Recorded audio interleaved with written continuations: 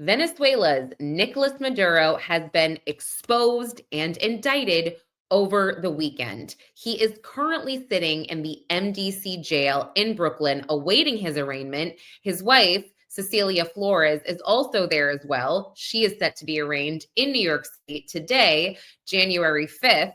And as far as we know, and again, I pre-record this, so this was recorded on the 4th, they do not have any defense attorneys listed anywhere. Now, there is a very good chance here that their money and their assets were frozen, so they don't have the means to retain a solid defense attorney. And I mean, look, I'm sure the United States isn't like, here's all your money to hire a good defense, at least not yet anyway.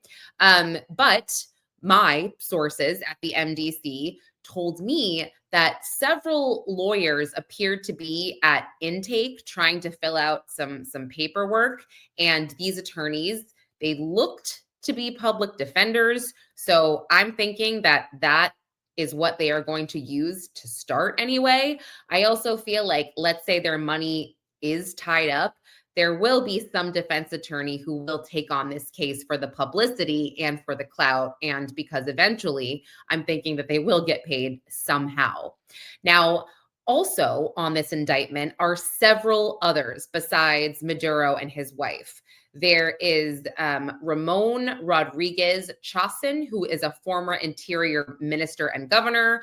Obviously, Cilia, I think I call her Cecilia. It's Cilia. I'm so bad at pronunciations. You guys know this. Cilia as well. Their son, Nicolás Maduro Guerra, he actually has a different mother than Cilia, but obviously his father is Nicolás Maduro. And side note, he has not been seen since their detainment.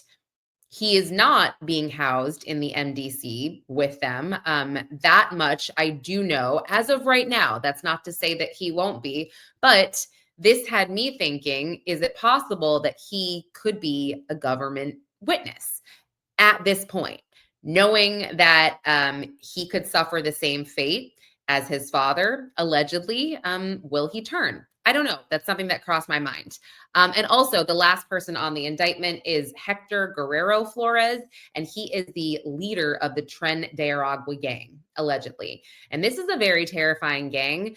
I live in New York City, of course. Many of you know this. And this gang is or has been pretty relevant over the past couple of years in New York. And they actually kind of took over this hotel called the Roosevelt Hotel for some time in Midtown. It's gotten better as far as I know, but man, this is some scary stuff.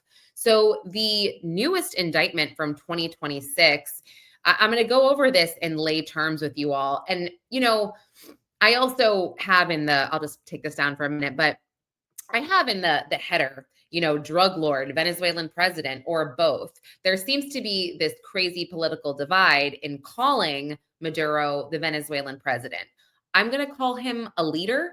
I think at this point, multiple things can be true at once. And I think that goes for a lot of things pertaining to this case. And, you know, it's fascinating to me. It actually really is. And I am planning on being at the arraignment. So you should check back on lamag.com on the website for a story, and also this YouTube channel for some video footage that I will post. I am nervous though. It's going to be crazy. Okay. So just back to the indictment. I'm not going to go over the whole thing. I'm going to go through this in lay terms with everybody. But basically what the indictment is alleging is that Maduro and the other defendants have flooded the US with hundreds of thousands of tons of cocaine. And they are also alleging that they have partnered with terrorist organizations to get this cocaine here. They've funded violence through kidnappings, red rums, and all of this through the government. So the core allegations, or the big picture, is for more than 25 years, these defendants allegedly turned Venezuela into, quote, a cocaine superhighway. They protected drug shipments with military and intelligence agencies. Again, these are allegations. Just want to throw that out there. They've partnered with the Sinaloa Hotel, Tren de Aragua, Los Zetas, CDN. These are other gangs to get this done. They have allegedly used cocaine profits to fund terrorist groups and political power. Again, they have ordered or enabled red rums, kidnappings, and armed enforcements. And by 2020, U.S. officials estimate that 200 to 250 tons of cocaine per year moved through Venezuela alone.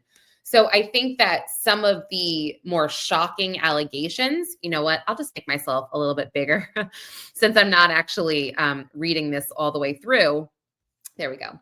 I think some of the more shocking allegations here are really just accusing the former president, because, you know, he was officially the president at one point. They are accusing him of just diplomatic drug smuggling. So they're saying that he sold Venezuelan diplomatic passports to drug traffickers, and cocaine money was flown under diplomatic immunity. Private jets, they were labeled as official diplomatic missions to avoid searches because allegedly they had so many drugs on them. And also, when it comes to Cilia, gosh, I can't say this. Sorry, I will say it. Cilia, they are saying that she allegedly accepted bribes, hundreds of thousands of dollars in payments to just ensure that this cocaine was safe on flights, and that also she received per flight kickbacks, basically. So let's see. Oh, they are also alleging that both Cilia and Nicolás Maduro ordered violence. They said that she also participated in ordering the beatings and kidnappings and red rums of certain people. And this includes the killing of a local Caracas drug boss. So look, I mean, you know, this happens. We've all seen it in the movies. When one is a part of a gang or running a gang, there is violence and outside gang violence. So also, just back to Maduro's son. So they're calling him Nicolásito, or the prince. You can see that in the indictment as well. They're saying he allegedly flew on state oil company jets, and the planes that he flew on were loaded with large, just taped up packages of drugs. And he knew this. And he reportedly said that these planes could go anywhere, even the United States. So this also, just his involvement, it seems to be, I guess, the lightest involvement, in my opinion, on this indictment, which is also why I thought to myself, okay, would he be one to talk to the government, to the United States, to give something up just so he has a shot at life here? Let's see. Okay, now getting to the Tren de Aragua's leader. Basically, the indictment alleges that he ran logistics from inside a prison, and he controlled all of the beaches, the storage sites, and just all of the coastal smuggling routes with the cocaine. So the criminal charges, in plain English here, we've got count 1, the narco terrorism conspiracy, conspiring to flood the United States with this cocaine, knowing that this money would fund terrorist organizations. And this covers activity from 1999 all the way until 2025. So this is one of the most severe drug charges in the United States law. Very, very severe. Count 2, cocaine conspiracy or importing conspiracy. So conspiring to import the cocaine into the United States, and it involves 5 kilograms or more. But the indictment obviously alleges hundreds and hundreds of tons. And then count 3, possession of machine guns and destructive devices. That's pretty self-explanatory. Count 4, conspiracy to possess machine guns and explosives. Again, also self-explanatory. So the forfeiture here, the U.S. wants to seize all of the drug proceeds, any property tied to the trafficking, weapons and ammunition, and basically substitute assets anywhere in the world. So they want to see what was hidden, laundered, or transferred. And there is no dollar cap here. So this is a big deal. And this matters. So it's not just about drugs here. I mean, the US is alleging that a foreign government functioned as a criminal enterprise and a narco-terrorist organization, and that, the sitting head at one time of this country and his wife and his son all were responsible for it. Now, you can go online and see people arguing that this is about oil, this is not about drugs, et cetera, et cetera. I mean, again, if you want my opinion, which no one asked for, I do think multiple things can be true. I do.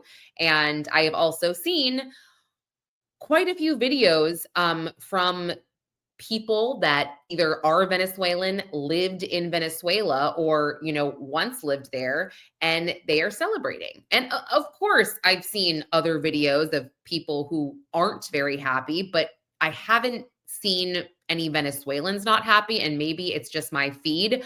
I have been searching. However, the people that are celebrating, the Venezuelans that are celebrating, what I found interesting is that they all have a story that they share behind why they are celebrating, behind what happened to them, what happened to their family member or family members because of the Maduros or this quote unquote regime.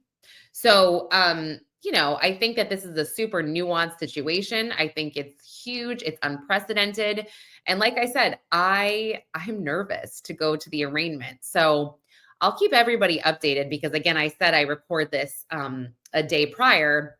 So by the time you see this, I will have either already been to the arraignment, it'll be over, and hopefully I'll have another update on YouTube or lamag.com or my Twitter, Conlin_Lauren, and the LA Mag Twitter. Sorry, I'm just going through it, which is at LA Mag. So yeah, there's a lot going on. And I did search the Bureau of Prisons website. I searched for Nicolás Maduro's son, as well as Maduro and Flores, and I actually didn't find any of them just yet. So I do feel like it is a little bit, it's a little bit too soon, possibly because they just got into the system, probably not even 10 to 12 hours ago. But yeah, I will keep everyone updated. I'm trying not to speculate too much, even though I did speculate about his son. Who knows? I want to show you the picture that I'm sure many of you have seen that is just surfacing. Sorry, I'm going down. Well, actually, here's a couple. This is from Backgrid. This was Maduro giving the peace sign as he walked into the MDC facility. And this is his wife as she was being escorted out of a helipad in New York City. But this is the picture I was talking about, the very famous picture where Donald Trump first posted this on Truth Social, showing him aboard the USS Iwo Jima. So this has gone viral. This Nike sweatsuit has gone totally viral. I mean, I think I know what's going to happen for Halloween this year. It's crazy, along with the water bottle and everything. But man, what a weekend. Head to LA Mag for the latest stories. We do have a couple stories up there right now they're by Michelle McPhee, who has been digging into this over the weekend. And check back here for on the ground updates. And I will keep everybody posted. So thank you so much for watching Los Angeles Magazine's Pop Culture, Scandals, and Crime News podcast. I'm Lauren Conlin.